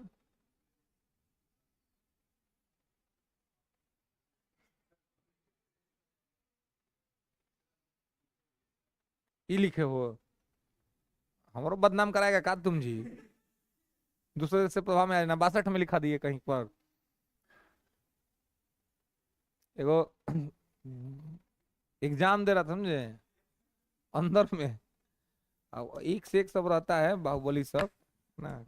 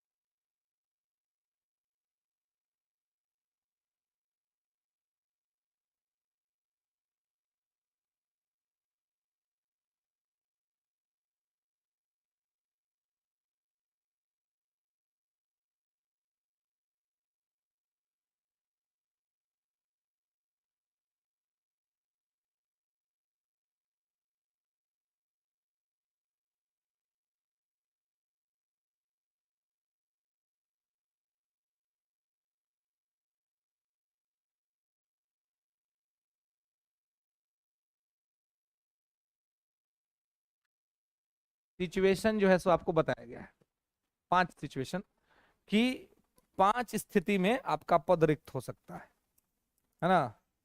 5 स्थिति में रिक्त हो सकता है, ठीक है। और एगो आर्टिकल 70 जो है, उसमें लिखा हुआ है आकस्मिक परिस्थितियों में पद रिक्ति। तो आकस्मिक में तो कुछ हो सकता है, यहां पर सॉलिड रूप से 5 गो रीजन लिखा हुआ है, जिसमें आप लिखेंगे कार्यकाल की समाप्ति, एंड ऑफ टेन्योर, कार्यकाल की समाप्ति, 5 वर्ष खत्म हो गया तो आपका पद खाली हो जाएगा, कार्यकाल की समाप्ति, ठीक है। इसके अलावे मृत्यु, डेथ, अगर पद पर ही किसी का डेथ हो गया तो ऐसे भी ये हो जाएगा, ठीक है। महाभियोग, अगर महाभियोग लगा के हटा दिया गया तो इसके तहत भी, है ना, बाय इम्पीचमेंट प्रोसेस, महाभियोग। इसके अलावे अवैध निर्वाचन, इनवैलिड इलेक्शन, और इस्तीफा, रिजाइन। तो यही 5 चीज जो है वो संविधान में लिखा हुआ है, ठीक है, कि ये 5 स्थिति में आपका पद जो है सो रिक्त हो जाएगा, ठीक है। अब पद रिक्त होगा तो क्या होगा, अब इससे मृत्यु हो गया, महाभियोग लगा के हटा दिए, अवैध निर्वाचन, इस्तीफा। तो देखिए इस 4 कंडीशन में यदि राष्ट्रपति का पद रिक्त हुआ है ना, तो तुरंत उपराष्ट्रपति राष्ट्रपति का पदभार संभाल लेगा, क्योंकि इसलिए इसको बनाई किया गया है, नहीं तो इसको मौका कहां मिलता है राष्ट्रपति बनने का। राज्यसभा का सभापति का काम करते करते रिटायर हो जाता है बेचारा, है ना। 10 साल हामिद अंसारी 10 साल रहे ना उपराष्ट्रपति, एक और मौका नहीं मिला राष्ट्रपति के पद पे जाने का, है ना। तो उपराष्ट्र इसलिए कहते हैं कि उप का मतलब चुप होता है, जो ना पद पे जाए वही पद पे उनका वहीं से रिटायरमेंट हो जाता है, कोई उनका ही नहीं होता है। तो उप का नाम जेकर साथ भी लग गया, वो समझिए कि उसका मैटर क्लोज है ना। देखो आप देखते हैं जो दैनिक जागरण पेपर वाला है, ये 2017-18-16 में 2016-17 में देखो प्रोग्राम लगा था, दैनिक जागरण यूथ पार्लियामेंट पहला बार लॉन्च किया था पटना में, है ना। तो हम लोग कॉलेज स्टूडेंट्स थे, तो हम लोग उसका फॉर्म अप्लाई किए। तो उसमें बहुत प्रोसेस था, 3 प्रोसेस, प्री मेंस और इंटरव्यू, 3 स्तर करके सिलेक्ट होना था। भारत के 10 राज्यों से सिलेक्शन हुआ था, अलग अलग लोगों का, है ना। तो हम लोग भी उसमें सिलेक्ट हुए, हमारा भी चयन हुआ। तो इसमें जब सिलेक्शन हुआ तो इसका अलग अलग जगहों पर पार्लियामेंट का आयोजन होता था, मतलब पार्लियामेंट बनता था जिसमें यूथ पार्टिसिपेट करते थे। तो पहले तो 3 प्रोसेस के तहत सिलेक्ट किया गया, एग्जाम करके सब सिलेक्ट कर लिया। सिलेक्ट करने के बाद हुआ कि अब डेमोक्रेटिक तरीका से पदों का चयन होगा कि कौन किस पद पर जाएगा। तो 50 लोग टोटल, बिहार से 50 लोग और ऐसे अलग अलग स्टेट से 50-50 लोग सिलेक्ट हुए थे। तो हुआ कि अब वोटिंग कराया जाए। वोटिंग प्रोसेस में क्या था कि जाकर के आपको, कोई किसी को जानता उनता नहीं था, लेकिन आपको जाकर के स्पीच करना था, और उसी पर स्पीच के बाद डायरेक्ट वोटिंग होना था, और आपको बताना था कि आप किस पद के लिए मतलब दावेदारी कर रहे हैं। उसमें अलग अलग लोग, मतलब सब लोग जा रहा था, वो अपना स्पीच करता था, स्पीच करने के बाद सीधे सामने से वोटिंग, लोग हाथ उठाते थे कि हम इनका समर्थन कर रहे हैं, वोटिंग होता था। तो वोटिंग में लोग ये होता था, तो उसमें मैं भी था। तो मैं गया उसके लिए, अध्यक्ष के पद के लिए, कि जागरण इस पार्लियामेंट का चेयरमैन के लिए। तो हमने अपना स्पीच दिया। तो स्पीच के बाद मतलब सबसे ज्यादा वोट आया, लोगों ने बहुत सपोर्ट किया सबने। और मेरे बाद जो एक लड़की आई जिसको मेरे से 1 वोट कम मिला था, तो हमको हो गया अध्यक्ष, और उसको 1 वोट कम हो गया उपाध्यक्ष। अब समझ लीजिए कि हमारा जैसा अध्यक्ष होगा तो उपाध्यक्ष को कितना मौका मिलेगा, समझ रहे ना। अब अध्यक्ष का पद तो हमारा पास था, है ना। तो अब चेयर साथ ही लगता था अध्यक्ष उपाध्यक्ष का। तो अब बाकी पूरा जबरदस्त मतलब सेशन वो था, इनिशिएटिव था। कोविड के बाद वो ब्लॉक हो गया, मतलब बंद हो गया, क्योंकि फंडिंग थोड़ा सही हो गया, और बहुत मतलब इन्वेस्टमेंट भी गवर्नमेंट बहुत अच्छा खासा करती थी। रोज शाम को मीडिया का के साथ हम लोग का प्रेस कॉन्फ्रेंस होता था, मीडिया आता था, उसमें वर्डिक्ट आता था। उस समय का आप पेपर देखिएगा 16-17 का, तो रोज एवरी डे शाम को कोई ना कोई, या तो भारत सरकार का कोई मिनिस्टर रहता था, नहीं तो बिहार सरकार का कोई मिनिस्टर रहता था। उस समय महागठबंधन की सरकार चल रही थी, ये तेजस्वी वाली सरकार चल रही थी, और उसमें लीकर अभी भी बंद हुआ था बिहार में। तो हम लोगों ने लीकर पे बहुत चर्चा किया था। उस समय अशोक चौधरी मिनिस्टर थे, एजुकेशन मिनिस्टर थे बिहार के, तो वो आए हुए थे। तो कि भाई लीकर में क्या क्या, लीकर बैन जो है तो उसमें क्या क्या प्रैक्टिकल इश्यूज हैं उस पर। फिर एक ट्रेन हादसा हुआ था उसी बीच, एक बहुत बड़ी ट्रेन हादसा हुई थी, उन सभी चीज पे मतलब पूरा पार्लियामेंट्री प्रोसेस पे 0 आवर, है ना, जो है क्वेश्चन आवर, ये सारा प्रोसेस होता था। तो उस प्रोसेस में और बहुत सारे उसमें से एक मतलब नेता सब 2-4 को चल गया एकदम, वही में करियर बना लिया, क्योंकि नेता बनना है। एक तो आज अच्छा खासा लीडर बन गया कांग्रेस के अंदर में, है ना। जो विपक्ष का नेता था उस समय, है ना, वो आज मतलब बढ़िया नेता बन गया है। उसका नाम है, नाम छोड़िए सर, लेकिन अभी नेता है, तुम सही में नेता बन गया। और पूरा एकदम पूरा पार्लियामेंट का सीन उतार देता था, पूरा बोतल फेंका फेंकी सब होता था, है ना। पूरा हंगामा, मीडिया में सब जा रहा है, पर कोई बोतल फेंक रहा है, कुछ कर रहा है, बंद करो भाई, है ना, डिस्कशन करो बढ़िया से, है ना। हालांकि फिर भी उस समय का पटना का तो जो JYP था, जागरण यूथ पार्लियामेंट, उसका पूरे देश भर के अंदर में प्रोडक्टिविटी सबसे बेहतर रही थी, है ना। जिसमें हम लोग बहुत सारे बिल पे डिस्कशंस किए थे, चीजों को कराया गया था। तो उसमें अब वो आ गई थी उपाध्यक्ष पर, है ना। उपाध्यक्ष पे आ गई थी, हम थे अध्यक्ष, अब उसको मौके नहीं मिल रहा था। और वो हमरा बोली कि हमरा बड़ी दिक्कत हो गया। हम बोले दिक्कत तो हो गया तुमको, हम क्या कहें जी। हम बोले कि तो अब कहे कि अब छुट्टी भी नहीं ले सकते थे, मतलब छुट्टी लेंगे तभी ये हो सकता है ना। वो इतना हंगामा सब करता था कि उसको तो ऐसे भी संभालने में बहुत मुश्किल हो जाता। लेकिन अब जो मैनेजमेंट टीम थी हम उसको बुलाए कि भाई अब इनका तो हुआ है चयन, तो कोई बीच का रास्ता निकालिए कि थोड़ा बहुत मौका मिल जाए।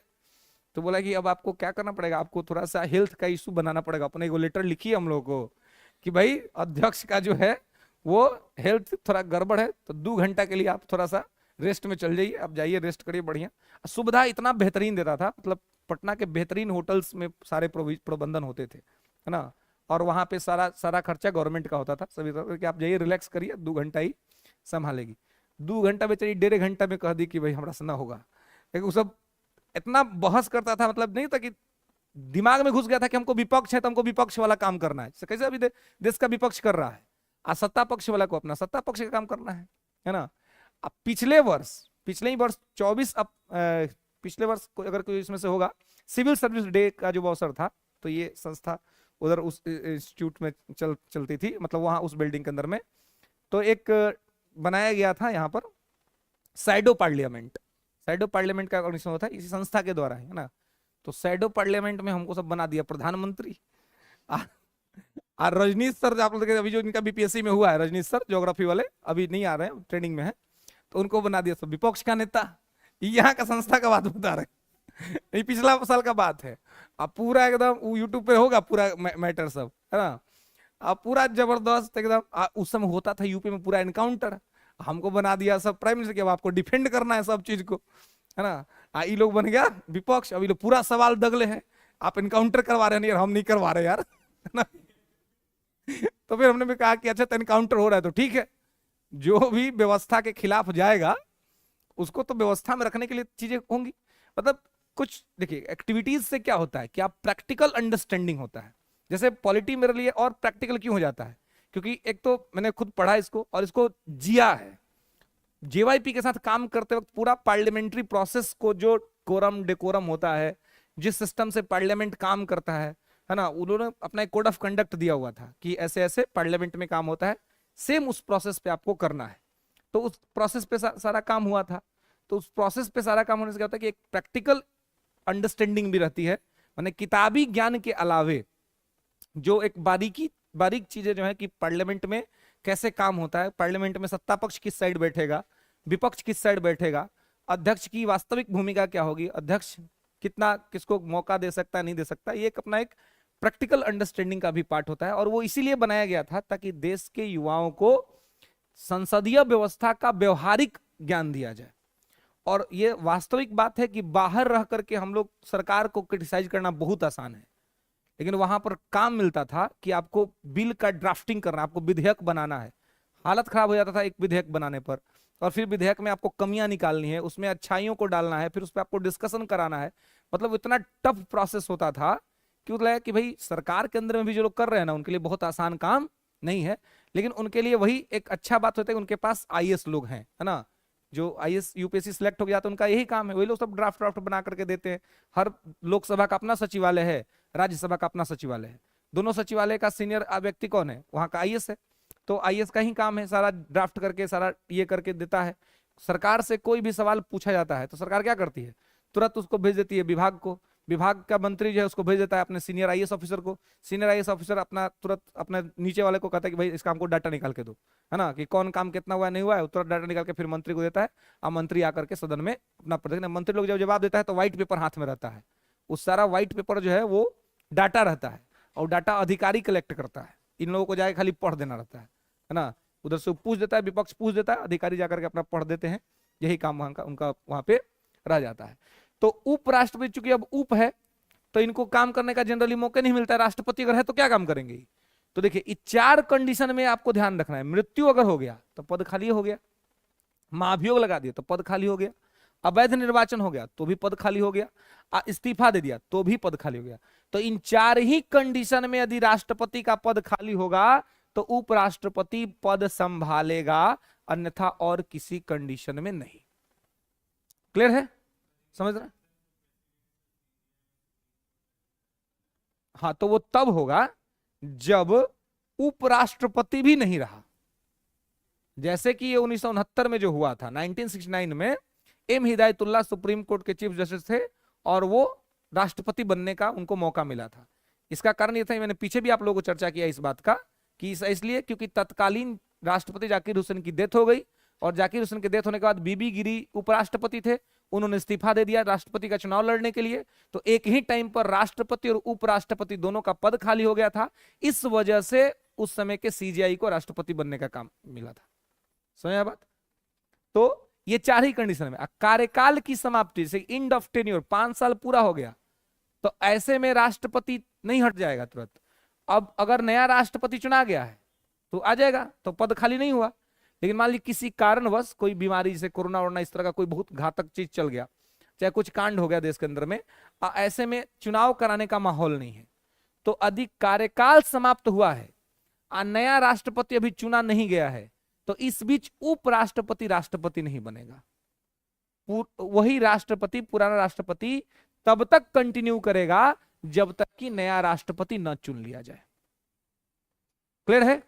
और ये चारों में ध्यान रखेंगे कि उपराष्ट्रपति भी बहुत लंबे समय तक राष्ट्रपति का काम नहीं करेंगे। 6 महीना, ओनली 6 मंथ। अगर मृत्यु भी हुआ है ना, तो 6 महीना के अंदर में नया राष्ट्रपति चुना जाना चाहिए, है ना। जुगाड़ टेक्नोलॉजी से ज्यादा लंबा काम नहीं चलेगा।